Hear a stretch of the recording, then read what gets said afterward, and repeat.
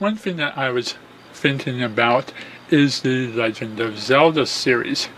Can it and should it make games where Link is not the main protagonist or not the sole protagonist? On one hand, we have games like Four Swords and the up-and-coming Triforce Warriors, where all the characters are identical clones of Link, with only the colors of their tunics palette swapped slightly, with basically nothing to separate one from the other in personality, look, or ability outside of their coloring. And then you have games like Wind Waker and Spirit Tracks, where Link temporarily joins forces with other characters besides himself, but eventually has to part ways with his partner and go at it alone.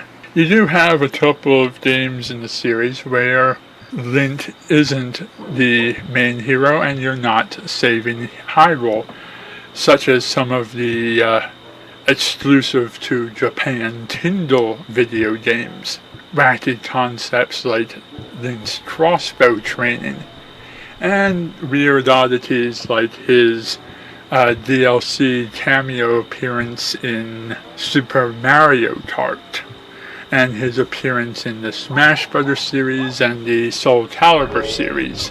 But then you have games that make me think and consider all the possibilities that could happen in the future. You look at the vast cast of characters that are available in Hyrule Warriors, you begin to realize that there are a lot of characters in the Zelda universe.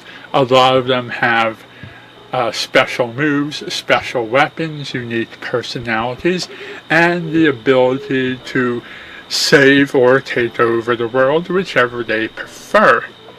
Characters like Sia and Lana, Impa and Volda, Wizrobe, Zant, Jeraham, Midna, all of these different characters, and Tetra too, all of these characters and many others, like Malon or Anju and Cafe perhaps, so many characters in the Zelda universe, and they all have special moves, special weapons, special abilities, and they could all possibly make for very interesting Zelda game characters. Link does not have to go on his adventures alone. He can be accompanied by characters who do not look anything like him and who do not wield the Master Sword. He can fight enemies that are not Ganon and save relics that are not the Triforce. He can even decide to not go on an adventure and let somebody else have an adventure in his place. Or he can be kidnapped and rescued by other characters. Or he could just not exist at all in the story. The series could do a lot of interesting things, in my personal opinion, without relying on the same old formula of Link is the hero, Link grabs the Master Sword, Link saves Zelda, Link defeats Ganon. You could break off from that in so many different ways. Maybe give Lana a story, maybe give Impa a story, maybe give Rato or some other Zora a story, maybe break away from the RPG aspect of the Zelda series and do something that's more of a life sim or a puzzle game or some kind of RTS real-time strategy thing. There are tons of different concepts that a person can do within the world of Hyrule. And we've proven that Nintendo characters like Mario and Pokemon can hold their own in a wide variety of different games that aren't their original genre. Mario can play golf, and Pokemon can take photos and do ranching and do card battling. Mario can play with go-karts, and he can play baseball and football, and he can do the Olympics with Sonic the Hedgehog and so many other things. So why not give some of this game variety to Link and his friends? Another similar gripe that I have along this idea of the hero of the story must always be the hero of the story, and the villain of the story must always be the villain of the story, and you cannot diverge from this story. You cannot tell a story about another character, other characters. We don't even care about other characters. We must have our main hero. The other thing that shares this attitude is Ghostbusters. Whenever people bring up the idea of making a Ghostbusters reboot or a new Ghostbusters movie, they always say, who will play Peter, Ray, Winston, and Egon? Not who will play the Ghostbusters. Or they'll say, who will be the smart aleck? Who will be the child? Who will be the inventor? Who will be the token black guy? No, they cannot think outside of the limitations of the Peter, Ray, Egon, Winston box. Ghostbusters to me is not those four characters. It's the world, it's the technology, it's the concepts. It's the proton packs, the tool cars, the ghost traps, the containment unit, the PTA meter, the class 5s and class 6s and class 7s, and the slime, the ectoplasm, all of the terminology that the characters say. It's not a scientist and a jokester and an enthusiastic one and a token black character. It's not necessarily for people. It can be 1 or 2 or 3 or 5 or 6 or 7. It doesn't have to be New York City either. It can be any place in the entire world, any time in the whole world. All it needs is to have the technology and terminology.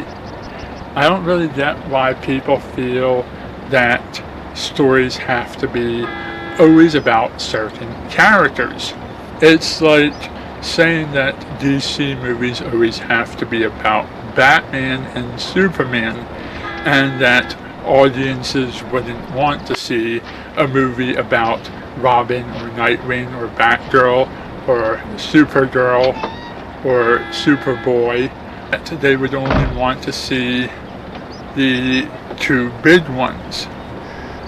Saying that people aren't interested in Wonder Woman, or that every Green Lantern has to be Hal Jordan, that they can't use Kyle Rayner or any of the many, or Jon Stewart, or any of the many other Green Lanterns, that every Flash has to be Barry Allen, that they can't do a Wally West for a change. Avengers has the right idea, or rather Marvel has the right idea. You get a Captain America movie, an Iron Man movie, a Hulk movie, an Ant-Man movie. I mean, who's Ant-Man? Well, go see the Ant-Man movie and find out. Every minor character in Marvel, whether they're well-known or obscure, are getting their own movies. And in DC, we just want to focus on Batman and Superman all the time. Don't give any movies to Blue Beetle or Booster Gold or something. It always has to be Batman or Superman, or else it won't sell tickets. And that's the thing where fans' thinking is very limited. In many situations, fans only want what got them started on the series. They don't want to pick up a book and read about Tim Drake when they could be reading about Bruce Wayne and Dick Grayson. They don't care about Jason Todd or any of the other large plethora of mini Robins. They don't care about Damian Wayne or The Question or Huntress or Bronco Beast. They only care about Batman and Superman.